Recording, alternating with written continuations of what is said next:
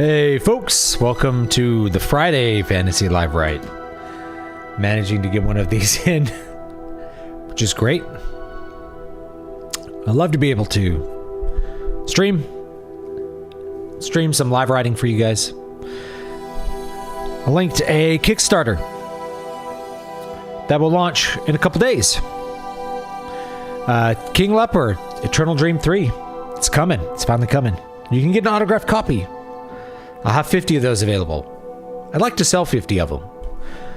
But if only 25 people or whatever want them, or 10, then as long as we meet the minimum, then I'll still ship the autographed copies. So that'll be there. I will be doing I haven't done any like just regular video on demand stuff the last couple weeks, because I'm kind of trying to keep my powder dry for March, so that I can do a bit more of a media blitz, like instead of spending my time doing a lot of creative stuff, really spend the time kind of blitzing social media to advertise this, basically. Do content advertising. There was my dog barking at something. Not sure what. All right, I'm going to check on that real quick because I don't know what it is.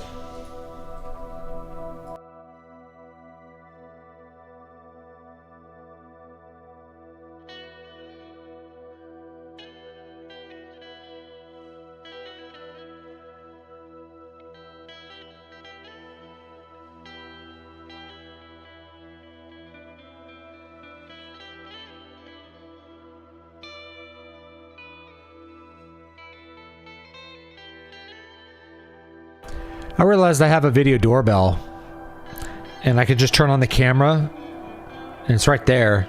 There's nothing there. My dog's barking at nothing. Silly dog. Not a big deal, but he barks super loud. He has a big bark. All right, let's do a little bit of work here for once. Still wrote about 2,000 words the other day, so we're on track. We're at the climax of this story, so here it is. Let's close Grammarly. We don't need that open. They haven't. They made it so that they're trying to run Grammarly through Windows in general, and it's awful.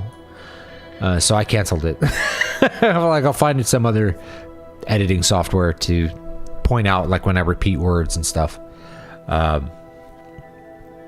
Yeah, they killed the Microsoft Word plugin, so now the product just is non-functional for me. But I still have the Microsoft Word plugin. It's just deprecated.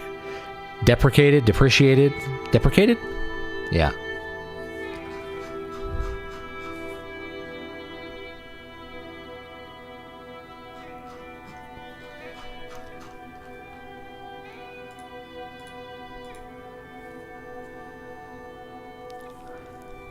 Where are we?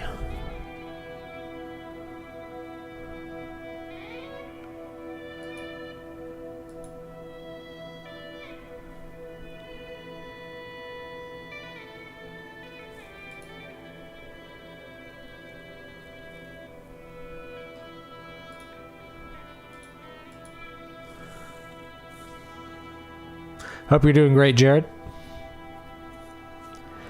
All right.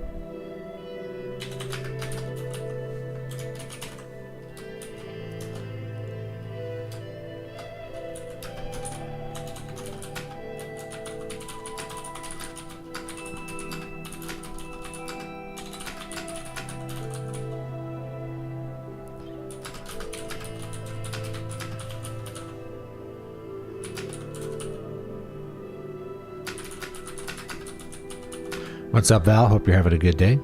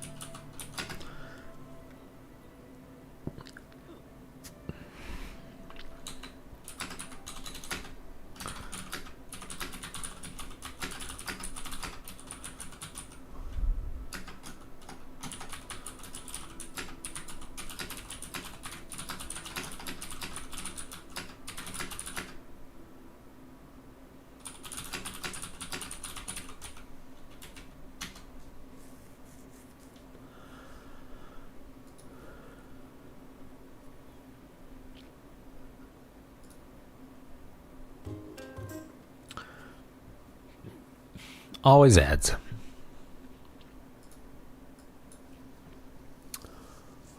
Another. See, this is such a funny stream that now that I think about it, it's like, yeah, I'm going to listen to myself play music while I write, while I write books. How weird is that? I could put on one of the older albums. That might be cool. Let's see what we got here. Hopefully I put the whole first album up. Why don't we put that on? Because we haven't listened to that in quite some time. I just had fun like coming up with these guitar patches when I was first working on this album in 2015, I think. I think I put this out in 2017, but I think I worked on the first couple tracks in 2015, just kind of learning a good workflow. This is either the first or second track I did for the album. I wouldn't do this ride cymbal sound again. It sounds okay, but it sounds really fake. Same thing with these crashes. I do like better drums. They sound like programmed drums, which is what they are. But I did actually played them in on a keyboard, so I programmed them in a weird way.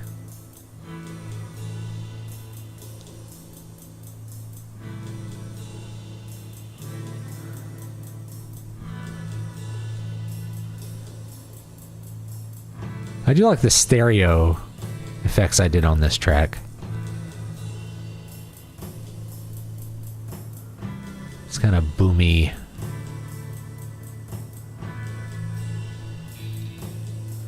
Oh, I forgot there's like notes on this video.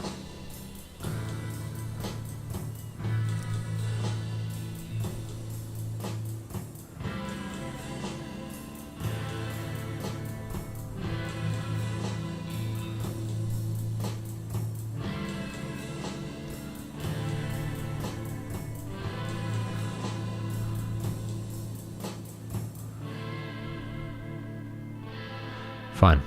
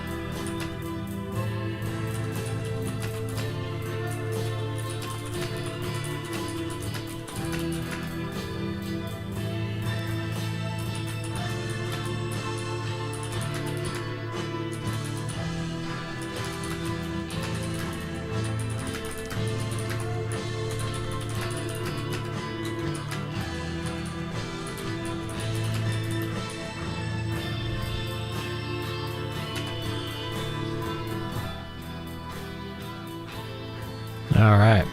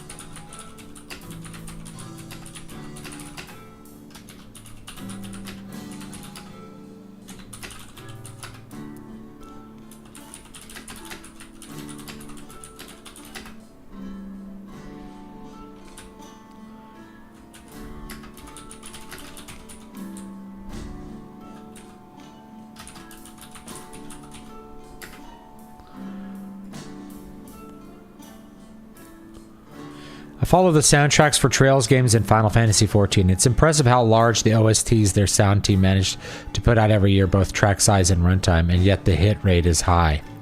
It sounds like a composer makes a track in just a few days.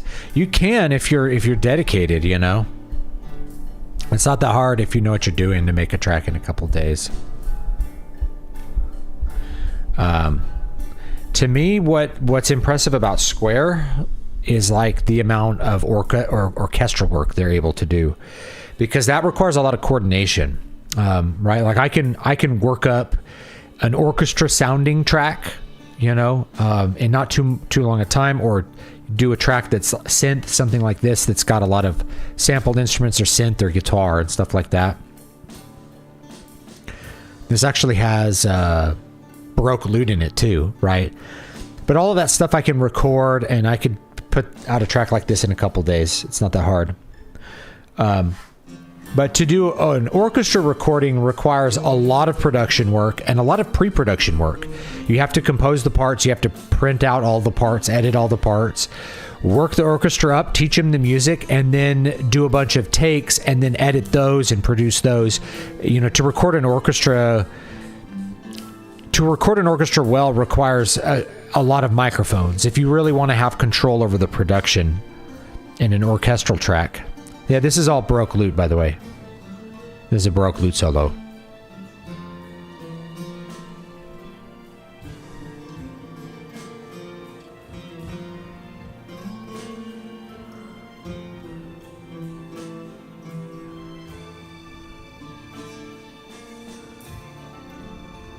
And this is synth, right?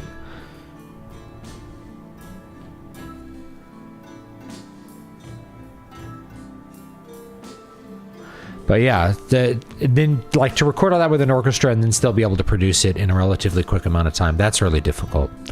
So I don't know what their pre-production process is like. You probably have a composer who works up like a mock-up of the orchestral sounds with the score, and then they probably book the orchestra for a couple of days, and just like they're pros, so they're able to just like ram it down, you know, they're able to get through it really fast.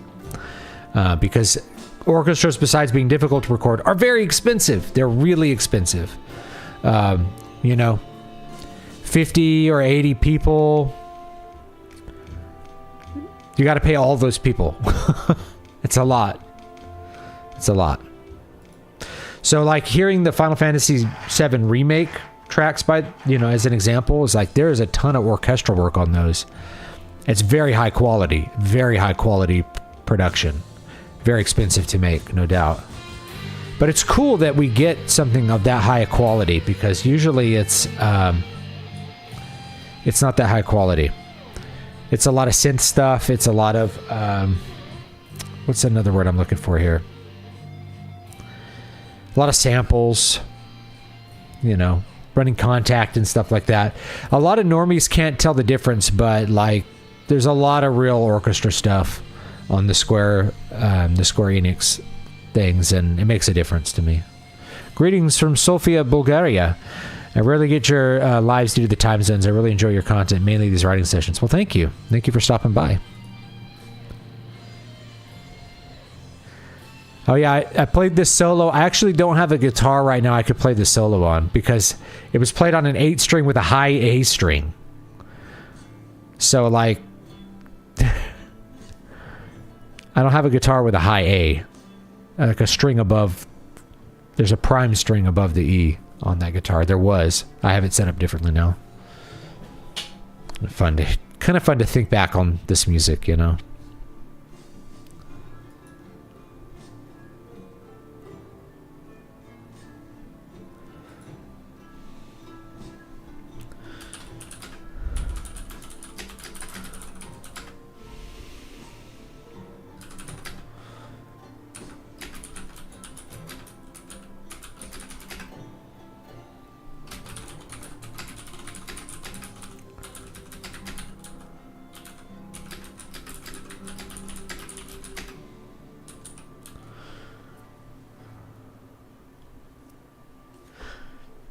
Actually, I'm going to take it out of this tower.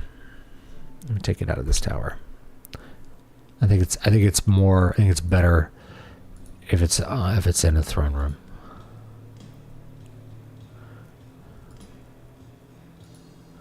Yeah, I'm changing this.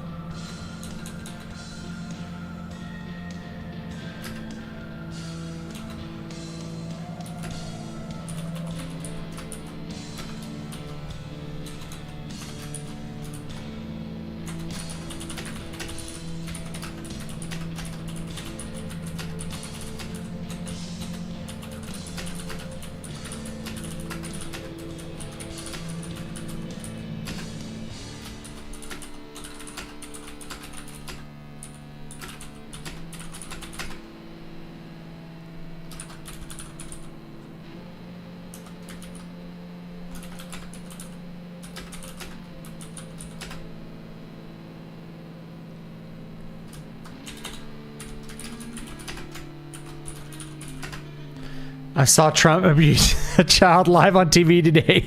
Sure, the boy might have been misbehaving, but there's no way to treat your son, even if he is adopted. Talk about Zelensky. The Jewish president of Ukraine who banned the Orthodox Church. Demanding that Donald Trump, stopping in the middle of a meeting to demand that Donald Trump begin World War III. Should have been put in the stocks. Insane. Insane what that guy... I mean, he's got some balls. Even though he's a little manlet.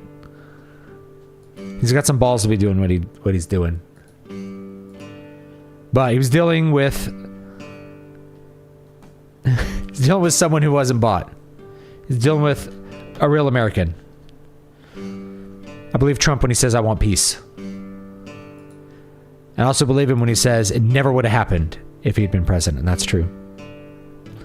Maybe Zelensky will come back tomorrow and finish the deal. Trump is a famous negotiator. Knocks him down a few pegs to make him seem like I'm offering you something that you need to consider. I could see that. It annoys me to no end that he never wears a suit when he comes here. Well, I don't know. It would make more sense if he was a Slav.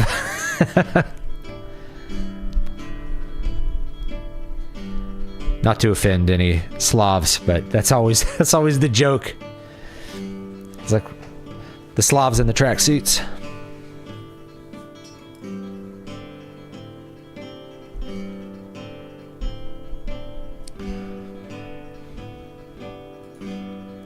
Yeah, that was actually kind of an insane thing that I saw. Was like he stopped to like demand American ground troops. I was like, you're demanding World War III.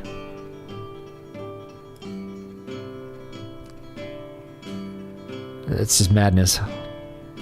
But anyway, I'm sure I'll get to see more details. I haven't looked into it much today. I've been incredibly busy. It'll be interesting. You know, I try not to give out too many opinions because, like, I haven't seen the whole thing. You know what I mean? Good evening, Sound Engraver. Hope you're having a good day. I'm listening to my first album. Well, not my first. I recorded 2 albums before this one, but I just I haven't ever widely released them. I don't know why. I should go back and, like, I don't know, remix them or remaster them or something and release them just for fun. What's crazy is this was all live. Yeah. They didn't do it behind closed doors. It's like, I'm going to do it live. I'm going to put Trump on the spot. You need to start World War III. It's like, what? Are you insane? Yeah, rather than demanding an action, you should demand the result of the action. I demand World War III. So that's what you're demanding.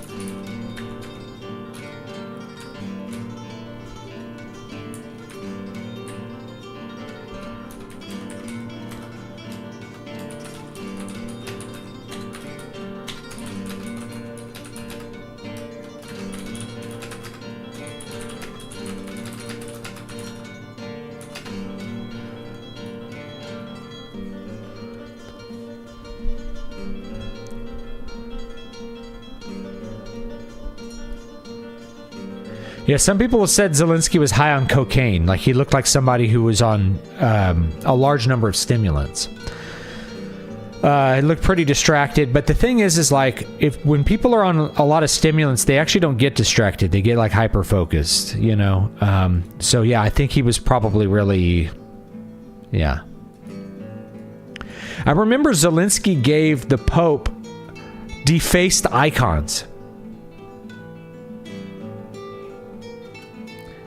that had some sort of message behind it about, I don't know, whatever's going on. You know, they explain the message. It's like, imagine me going to an imam and giving him like a Quran with a hole burned in the middle. I would never do that. I hate to do like, imagine if the roles were reversed, but like, normal people would understand that that's not a way that you would treat somebody's religion, is to deface something that's supposed to be holy to them. Right? I would only give like a desecrated Quran if I wanted to insult a Muslim, not if I wanted to convince him of my plight. Do you know what I mean? I remember that too.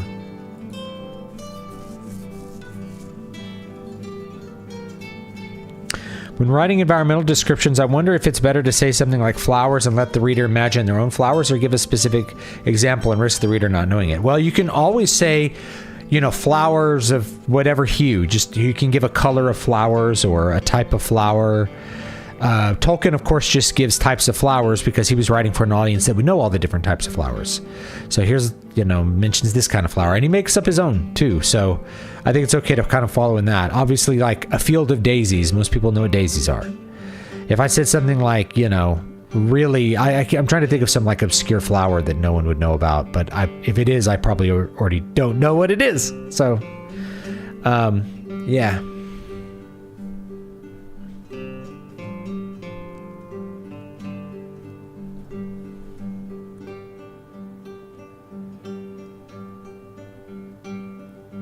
Yeah.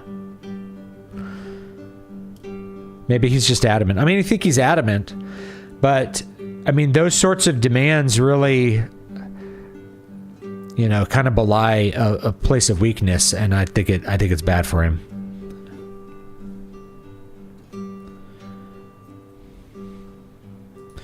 I think a lot of people might be desperate because what might shake out of all this is a lot of stuff being unearthed that's going to really, I don't know, really kind of disillusion some people about what was going on, like money laundering. Who knows what else? Who knows what else we're going to see? Probably big stuff. Probably big, crazy stuff.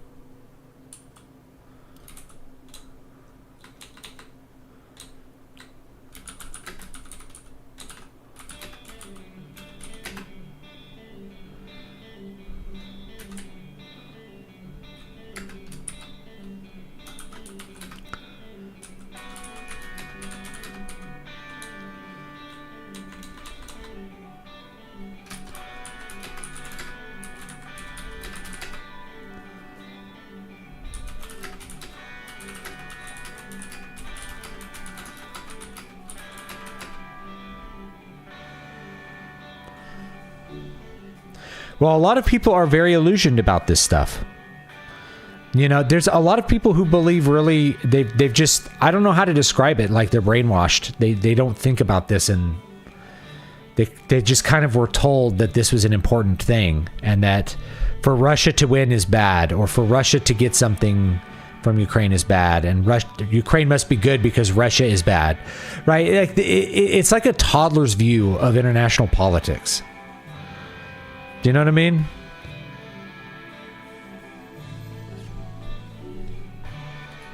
Of all the CIA-made Manchurian candidates, Zelensky is by far the most out there. Dude could have prevented the entire war with one word: no to NATO and nukes.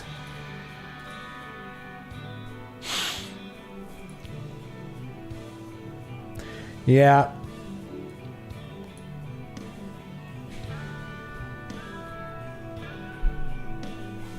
Yeah, the good versus evil, rebel versus alliance, World War II mythos has warped people's understanding of conflict. It must be total and Herculean. Yes, I agree.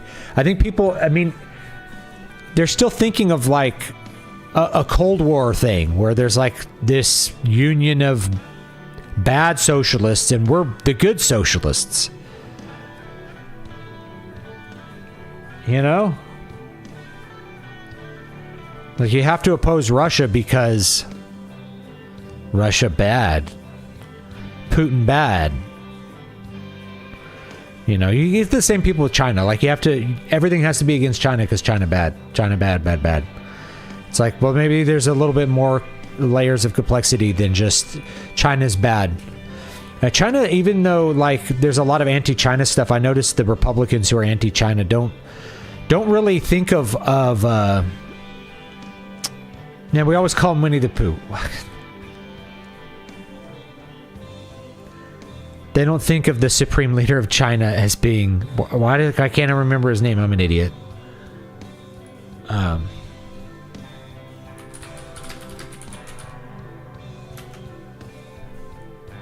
Xi Jinping. I'm an idiot. I should stop talking. I don't know why I can't remember it. They don't think of it. I mean, it kind of proves like they just don't really focus on him. He's just kind of like the head of the Communist Party. You know, we make fun of him, but like, it's not like Putin, this evil overlord of darkness, ruling over Russia with an iron hand.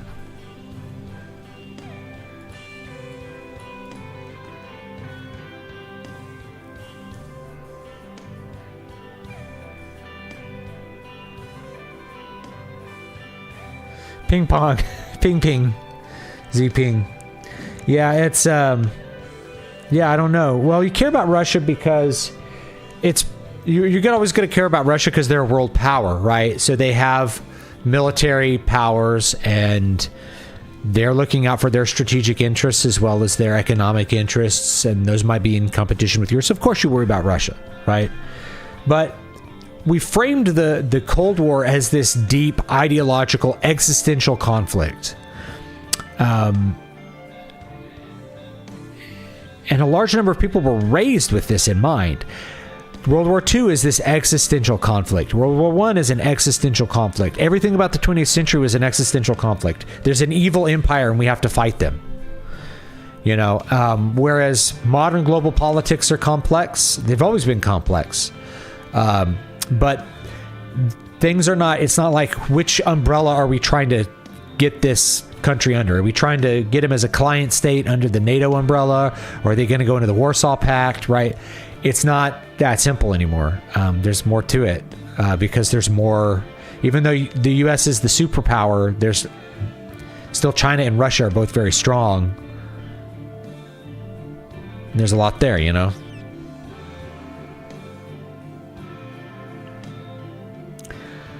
So, I mean, you care about Russia because it's part of the ongoing strategic nature of having a nation state.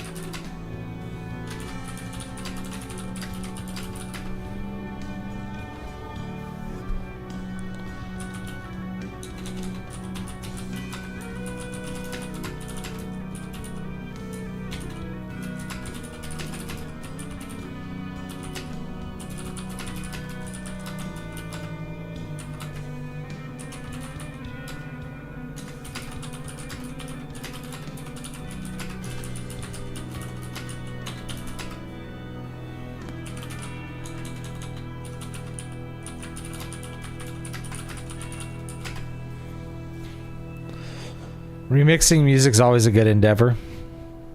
Yeah, I mean, I don't know. It's music that I recorded, many years ago, obviously on lesser equipment, older software, and just less knowledge than I have now. Your knowledge grows over time for how to record, how to get good sound, and just it would be interesting to go back and look at all that stuff I did back then. I recorded my original 2 albums in Pro Tools. So I haven't used Pro Tools in a long time. So for me to figure out how to do that again might be an interesting learning curve. If I can even open those documents, it might be something that's impossible to do, because it was I don't know what Pro Tools version we're on. I think I recorded all that stuff on Pro Tools 5 or Pro Tools 6.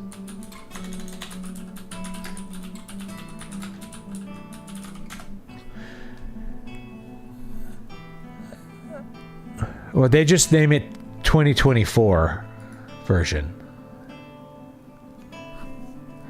Yeah, they no longer have versions.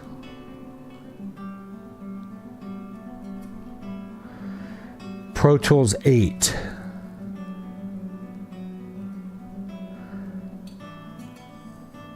Yeah, they stopped doing versions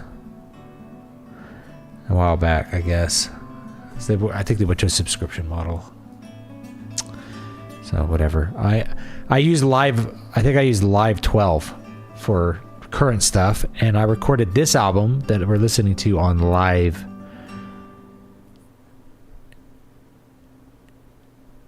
9, I think it was Live 9, and then I got Live 11. I'm trying to remember how I did it. I think I got Live 11 free with the version 2 of the Ableton Push, and then I upgraded to 12 when I got the Push 3. Works great. I like Ableton more than Pro Tools a lot more now. But yeah, I don't know. I don't know if Pro Tools is even worth it. I stopped using it years ago. There's a lot of reasons that I stopped using it. The main was they went really deep into DRM. Same reason that I don't like to use anything from Steinberg, is that their DRM is just hideous. It's system breaking. It's obtrusive. And it doesn't work, right? So the way to actually use Cubase is to use the cracked version. The cracked version, it works better. It doesn't crash. It doesn't mess up your system. You don't have to have some kind of iLock USB hardware thing. They're getting rid of that. It's just it's really obnoxious. So Pro Tools kind of went down that route, and that's one of the reasons I stopped using it. Pro Tools also used to require specific hardware, and I still have... Maybe I have it over here. I'll show it. It'll be fun. Hold on a second.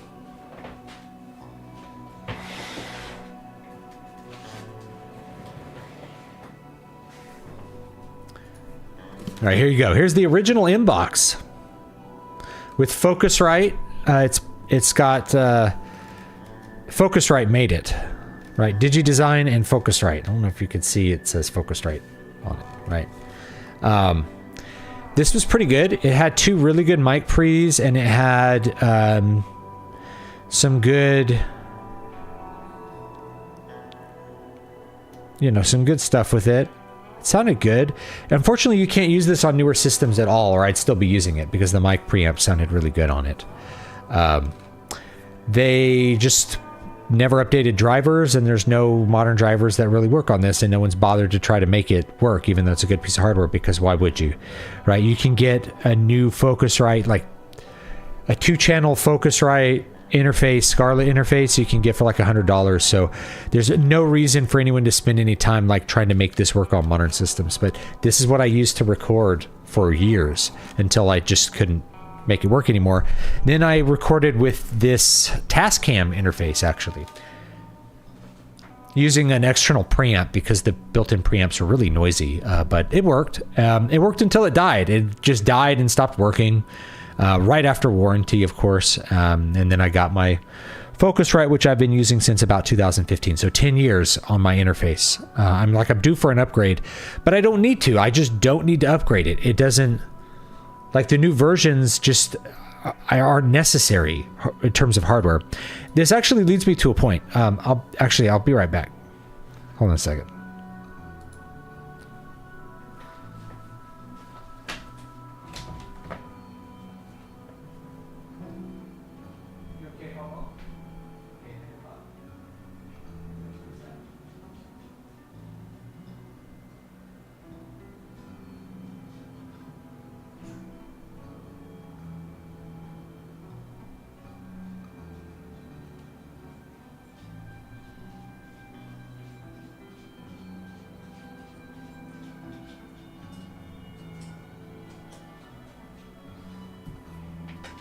Come in, Hobo. Boy. My wife and kids are at a birthday party. I was at it for a while, but then I came home to stream. All right, got this. What am I doing here? Okay, yeah, check it out. We got the big sky. So I decided, I'm going to rebuild my pedal collection. I still have a lot of guitar pedals sitting around, really obscure, weird ones, and just ones that I couldn't trade away over the years, but I used to have a lot more, and over time, I ended up trading most of them away because I wasn't using them, or I didn't have a current use for them, or I could get more than their value in a trade. Like if I wanted to sweeten a deal on a trade, it'd be like, hey, I'll trade you this cabinet for that cabinet, plus I have a Boss analog delay. You want the Boss analog delay, and then I'll trade you, and I'll get the cabinet. So I got better equipment that I wanted, and then I got rid of pedals that I wasn't currently using, right? So this is the Strymon Big Sky. Right now is a so anyway, just to address sound engineer, it used to be back in the old days, you had to use DigiDesign hardware to use Pro Tools. It was a requirement. It wouldn't work with other hardware. So you bought the hardware and it worked with Pro Tools. And this was actually necessary on a Macintosh because Macintosh didn't have low-level hardware control like ASIO stuff back then that you have on modern Windows PCs, where you can directly control the hardware at a really low level for no latency. So this was required. You had to have this, or there were some other ones. There was some Digio ones. I remember the Digio one was this rack-mounted system. It was really good, really good. And then Pro Tools HD, which is what all the Pro Studios used. So they used Pro Tools hardware, kind of running all the external preamps and then into the Pro Tools hardware. But they eventually got rid of that because the competitors were just making better hardware. And so they were spending a lot of their R&D time trying to make hardware that can compete, and which is difficult, in order to sell software which other software caught up, including Cubase, Anyway, why buy a Big Sky pedal now? So first of all, they came out with a Big Sky MX. This is the original Big Sky. So you can actually get these now for a pretty deep discount, under $300, which is a crap ton for a pedal, okay? And I really hesitated and basically had an anxiety attack when I bought this, because I'm like, $300 for a guitar pedal? You've got to be effing kidding me. My anchoring bias is for what guitar pedals cost in the 1990s, which was under $100 for most pedals, especially the little mini Dan Electro pedals that were like $30, right? So that's my anchoring bias for pedals, not $300, especially not the retail price of $500 for this, or the retail price for the new one of $680. Wow. But people are rushing out to buy the Big Sky MX, the newer version of this pedal. And now's a great time to get the old version at a pretty deep discount. I bet if you waited longer, you could probably get it. I got this for $305, I think. I think you get it for less. If you were willing to look around, you could probably get it for $250. I've seen them as low as $250. Same thing. I'll probably get the Strymon Timeline. Okay, that used to be a $500 pedal. Now you can get it for $250 if you're really patient. The big three Strymons, which are the Big Sky, the Timeline, and the Mobius. Mobius does like chorus effects and like tremolo and that kind of stuff. So, but why buy this when I have a bunch of reverb that I can use in my DAW? And all the reverb that I use in my DAW is pretty good. Like Ableton comes equipped with a really good convolution reverb that sounds really good for anything that you'd want to do. And you can have a ton of control over it. The reason is because this, first of all, it can sound better. You can use it away from your computer, right? So I could just have this with an amp and it'll sound good away from my computer. I could use it as an outboard reverb for the standalone Push 3. There's a bunch of things I could do with it, you know? But the hardware, the advantage of the hardware is that the hardware pedal, this is it. This is the thing, right? It's the thing. The hardware pedal doesn't become obsolete, right? This will work. Like when it stops working, it'll stop working forever. But, you know, they released this like 10 years ago or maybe longer, like 12 years ago, and it still works. So if you bought one 12 years ago, you can still plug it in and use it. Whereas a lot of times if you bought a computer 12 years ago, you can't really still use it to keep doing new stuff with.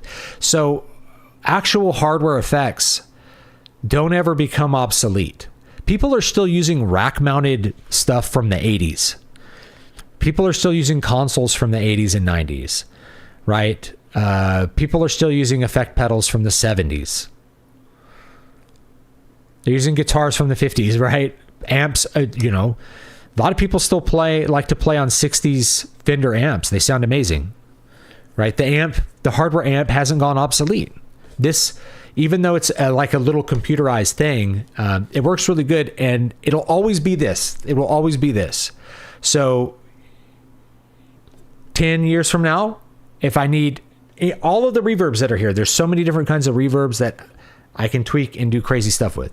If I need them in 10 years, they're there. No matter what happens with Ableton, if it stops working on PCs, if it stops working, if they deprecate the reverb, rather than having to buy plugins, or like your plugins, the company that made the plugins goes out of business. How do you keep downloading? You can't download the plugins anymore. They don't authenticate anymore. Like we ran into this problem with the Finale software. Is like the Finale software, you can no longer phone home to authenticate the software, which means at a certain point you can't use the software anymore. But the cracked version you can use forever, which is silly. But the hardware piece doesn't go out. The hardware piece basically gets to keep working forever, you know? I saw a video talking about a Yamaha pedal that was made with Alan Holdsworth. It's like an Alan Holdsworth signature delay pedal. It's called the UD Stomp. Wow, it sounds really good. They're like, well, you know, it's a 16-bit thing, which you can't really hear in context, that it's not as high a sample quality as like the Strymon pedal, whatever it is, the Timeline, but it still works perfectly. It worked perfectly in 2001. It works perfectly now. It'll work perfectly in 2040. Hopefully, as long as you don't break it apart into dust, you know. People are still buying and selling like GT5s, GT3s, these Boss multi-effects pedals that sounded really good in 2001 and actually sound still okay today. And you don't have to do anything to them. You don't have to update their firmware. You don't have to download the software. None of that stuff you have to worry about. That outboard effect will work forever. So there is really something to be said for the longevity of hardware. If you bought a Big Sky pedal in 2012, you can still be using it in 2025 and just kind of think like, do I actually want to upgrade this? Because this has worked for 12 years and it'll probably work for another 12 years, right? Unless you break it or it gets stolen or something, then it's probably going to work. And I can use this as an outboard reverb if I like the reverbs on it. If there's like, oh, there's a way that this sounds that I want to use on a track, I'm like, just loop it into my track and like, it's good to go. Hardware doesn't die the way software does. Software gets abandoned and becomes unusable after a while. You know, if it weren't for things like DOSBox, there'd be a whole lot of PC software that would just be lost, especially games from like the 1990s. just would be lost. No one would be able to play them anymore. There's all kinds of games for like Mac OS 6 and 7 that are just kind of impossible to play now because it's so hard to emulate, and there's such a niche market for emulating old Mac OS stuff that, like, if you want to play Escape Velocity, which was a great game by Ambrosia Software from the 1990s, used to play it on my old Mac. Good luck. I mean, good luck getting that to work. As good as a game as it was, as fun as a game as it was, like, it's kind of lost the time because everything moves on. Oh, Brian's here. Awesome. Yeah. Always wait 6 months minimum before buying. Yeah. So there's a pedal that's coming out at the end of March that I really want to buy. It's $600. Talk about fighting my anchoring bias. I'm like, there's no way a pedal's worth $600. Then I saw everything it did, and I'm like, yeah, it's probably worth $600 for all the crap that it does. But hey, if you wait 6 months on that, you could probably buy one used for $500. Used stuff always sells for less than new stuff in this area, right? Unless it's something that is very old and rare, like an old, really old amp or guitar or something. It's just not going to be, or like some of the old studio racks for reverb, like the plate reverb racks. Man, those can be a pretty penny, but they have a certain sound. And if you'd bought them in the 80s, you could still be using them today. They've never broken. The reverb is not out of date. The analog reverb tanks still work. People are still buying and selling 1963 Fender reverb tanks for $1,500, $2,000, $3,000. So yeah, it doesn't go out of date. It's always going to sound like what it sounds like. It's always going to work. It's always going to be usable. Whereas the software deprecates. Software goes out of date. Software gets forgotten. So Sound Engraver says, this is one of the reasons why I never understood why software companies set up subscriptions. I used Sibelius 6 in college, and it was the best version. I'll never get that back. Yes, I said this when Finale was discontinued. I'm like, all I want is Finale 2000. Finale 2000 did everything I wanted it to do, and they never added a feature after that I actually cared about. Because I didn't use Finale to generate orchestra parts, right? I would take those parts, and if I was going to do an orchestra mock-up or something, it was in another program. It was in Digital Performer back then. So Finale hasn't added a single feature in more than 20 years that I give a shit about. Yet my software breaks. It can't phone the server unless I use a cracked version, right? I've bought multiple versions from them because I switched OSs. Like this one's in Windows XP. It doesn't work on Windows 7. Why? Because we want you to buy the new one is why. Okay. All right. You have one for Mac OS 10.2. Well, that one only works on G4 Macs. So you need to get a new version for your IBM Mac. It's like, what? I have to buy a new version because the computer company switched hardware architecture. Yeah, got to buy a new version. Sorry. They did that multiple times. If you had Adobe, you had to buy Adobe like 4 times in 5 years at one point going for Apple, because you bought it for OS 9, you bought it for OS 10, and then you had to buy it for Intel OS 10. The 32X OS 10. It's dumb. And it's nothing against Sibelius. Sibelius is great as well. It's just like, did Sibelius add more features that made it a better engraving program? I don't remember any of them, if they did. They added better playback features, right? Like, here's a better playback engine. And it's like the playback engine sounds better, but it's harder to use and functions worse. So it's like, I don't care that the MIDI sounds are better, because I am not relying on those MIDI sounds to show to anyone. They're just there so that I can hear that I wrote the correct chords in, right? I don't need the trumpets to sound good. I just need to know, okay, as I listen to it, did I forget an accidental somewhere? And I will know. It's like, oh, I put a C natural in there somewhere, and that sounds bad, right? A major minor is a harsh sound. Let's fix that, right? It's just to kind of get a rough idea of what it sounds like. I'm going to pull it in a different program if I want to get, a full orchestra mock-up going. But that's an example. Like Microsoft Word is the same thing, right? Like this is a new version of Microsoft Word. I had to disable Copilot, and it's at the point where it's like Copilot and its presence is annoying enough that I actually would be willing to just go back to Word 2010. There's no features in this version of Word that I care about. Like, I should go back, at least just draft in Word 20. There's one feature, which is dark mode. I like dark mode. I do like dark mode. So that is a cool thing. But I think OpenOffice has dark mode, right? You could use another program, right? But you don't need to use anything past Word 2010. You don't really need to use anything. The only reason I'd say Word 2010 is that it's x64 native, as far as I know. But even then, that doesn't matter. It's Microsoft Word. It's not like a high overhead program, right? Also used to wait till the new Madden came out before buying the previous one back when I used to play it. Yep. Brian says he uses Word 2010. I still have it on my computer.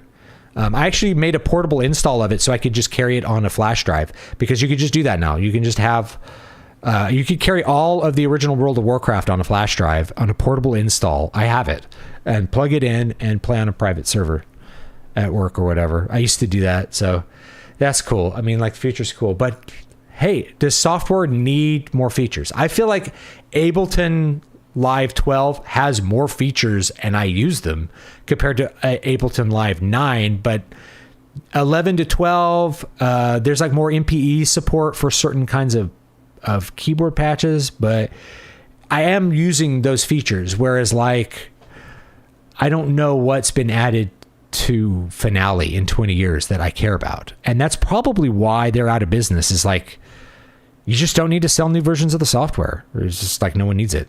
No one needs this. You know what I mean? Oh, for extended techniques for Sibelius. Well, I used to do that in Finale, though.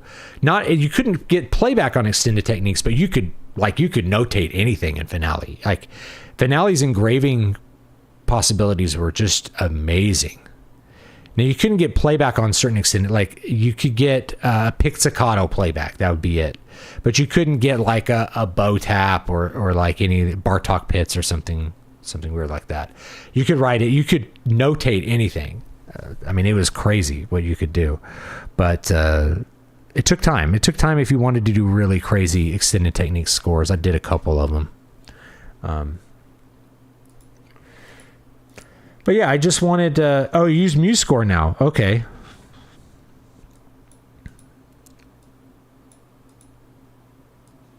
Yeah. You know what we used to do back in the 90s is you would print up the score and then you would mark it up with a pen for the extended technique stuff, because we didn't have... Like, the font control wasn't really there in the 1990s in like Finale 1 or whatever it was. I have a floppy disk of Finale 1. Maybe I'll do a video. It's like, contained on this floppy is the original version of Finale. Required a Macintosh Quadra running at 33 megahertz.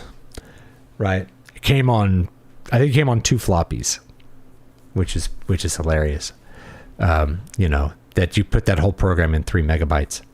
But you didn't have like all the extra fonts. So what people used to do then is they would put the notes, like the main notes, in Finale, and then print it out and do some really careful pen work for extended technique stuff, and then Xerox it. And that was how they did parts. So Finale was great like that. But, people found workarounds. They found workarounds. I realized that the music stopped. What's the next music?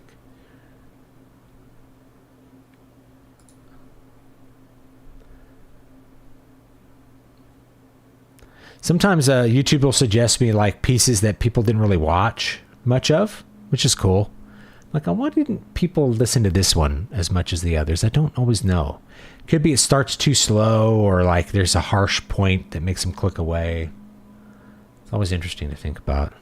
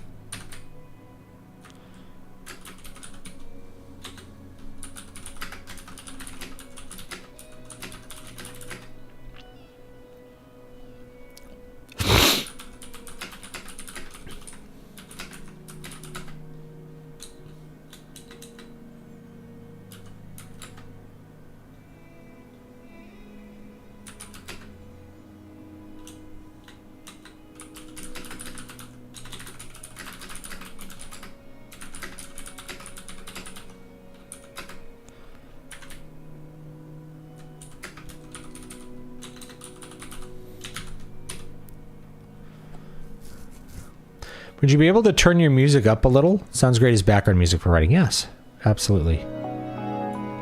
There it is.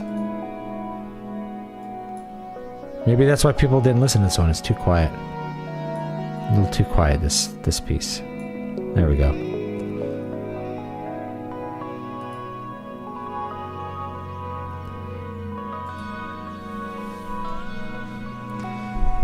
You know, we make fun of George R.R. Martin, but he still writes his books on an Amiga. And he says, basically, it's because it has fewer features when he drafts. And he's like, I don't want to know that I'm misspelling something. I just want the words on the screen. Maybe that makes him write it slower, but I can appreciate that perspective as well. Get on the Amiga. They can't use the internet. It works. Like, why change?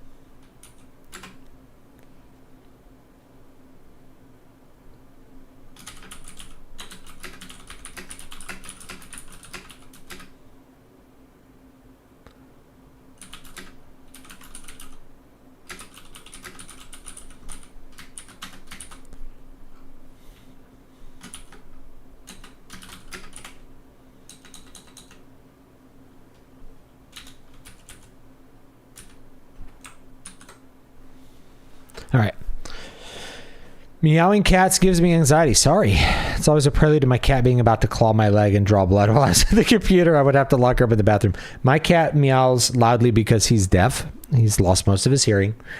And he's a little bit demented, so he loses track of where people are. He's like, where are you guys? And then he'll see you, and he'll run over and go, woo, woo. He'll get all excited and run up and jump in your lap and put his little paws around your shoulders and hug you. He's just the cat who hugs. And he just loves it.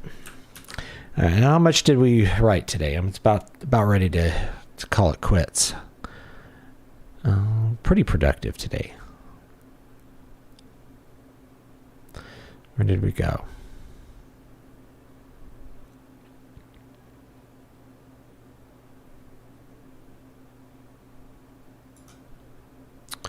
$2,300. All right, that's okay. I may put a break here. I'm probably going to put a chapter break because this is a little excessively long. And we're getting kind of denouement. We're getting kind of wind down. That really should be for the next chapter.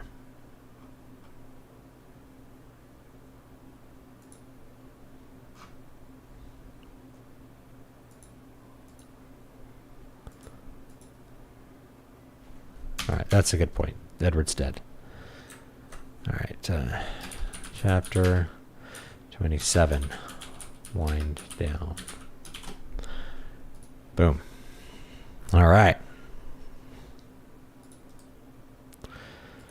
About 6,000 words for that, and then we get a good little wind down beginning, some denouement, and yeah, this book will be finished. It'll be wrapped up just in time to promote the King Leper crowdfund. You get a signed copy.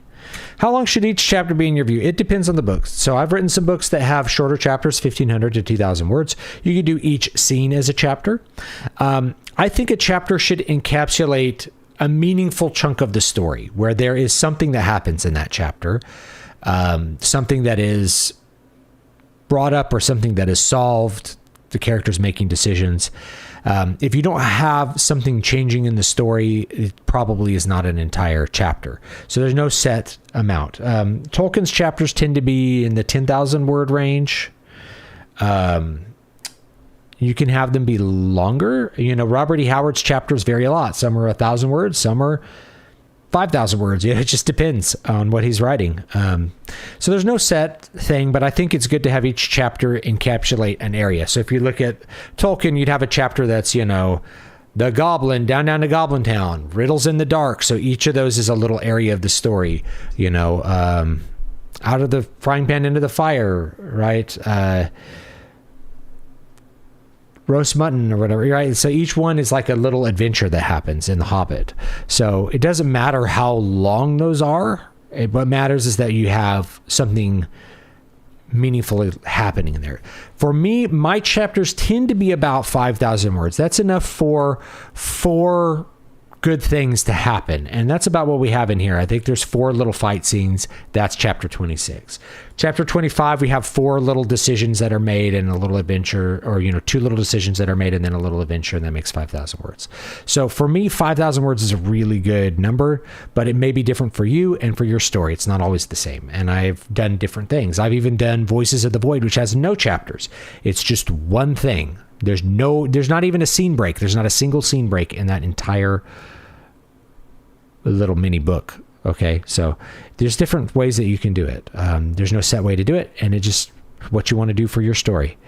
If you feel like the chapters are getting too long and readers need more chances to pause and breathe and think, you can always break up longer chapters into smaller chunks wherever you feel like there's a good pause in the story or a good scene break, right? Any scene break is an opportunity to, like, should this be a new chapter? Right. This isn't a scene break, but I add a new chapter because we have solved something. Edward is dead. So now chapter 27 begins. Let's do next page. And we're ready to go with that. So that's about it for today, guys. Thanks so much for joining me. I linked King Leper. On Patreon, you can get you can read what we've written here. So you get to read the pre-edited book. That's pretty cool. And same thing if you are a paying member of Substack, which some people are. So that's a benefit on Substack. I would give free books away on Substack, but it's kind of hard. Other free books. So I have to figure that out in the future. What else? Do blooms. Here we go. Got a little music going here for that. And let me just think if there's anything else. Make sure you're on the mailing list, dvspress.com/list. You can get a free book for that. So anyway, that's it, guys. I appreciate everybody coming and hanging out with me. Let me write some words and chit chat with you, talk about software and cool new guitar pedals, right? I might get some more of these, right? Buying all 3 of the big Strymon pedals, if you can get them on, you could go buy them on Sweetwater. It's $1,400, but you can get them used for so much less. So that's what I'll probably do, is start collecting them used. Rebuild my pedal collection. I need reverb. My amp doesn't have reverb, and that's the big thing that holds me back from just enjoying the amp, is there's no reverb. It's just too dry. And then I'll need some delay, and then maybe modulation. I don't use a lot of modulation when I play because I use so much vibrato that's enough. I don't need like chorus effects and stuff on my guitar playing. Other people who don't ever play with any vibrato and just kind of play fixed bridge guitars, they may really like a lot of modulation. I'm not as crazy about it personally, but there's a million ways to do it. So I'm not, don't forget Trump and Zelensky. Yeah. Pray for Trump. Pray for Pope Francis. I heard that he's doing better. I heard that he's no longer in critical condition and he's recovering, and that's great. Every time the Pope gets sick, there's always some atheist that's like, your prayers don't work. He's going to die anyway. And then he recovers, and it's like, that could have happened anyway. It's like, okay, yeah. Gotcha, dude. It's always one of those funny things. But yes, he's doing better, so I'm glad for that.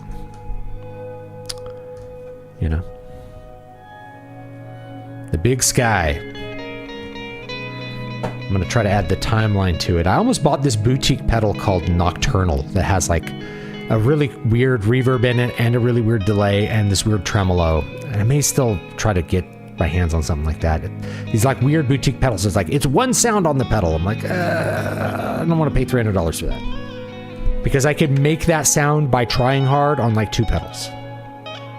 So that's what we do. Okay. That's it, folks. I'll see you all next time. Have a great, great day.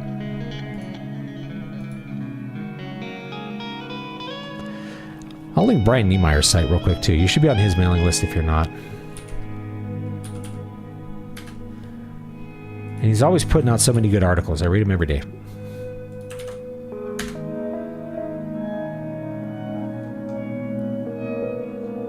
Yeah, he's going to die anyway. Is not very insightful, is it? It's like, the Pope's eventually going to die. It's like, yeah. I don't want him to suffer a painful death. And I want the church to be okay. So, Yeah. Anyway, have a great one, guys.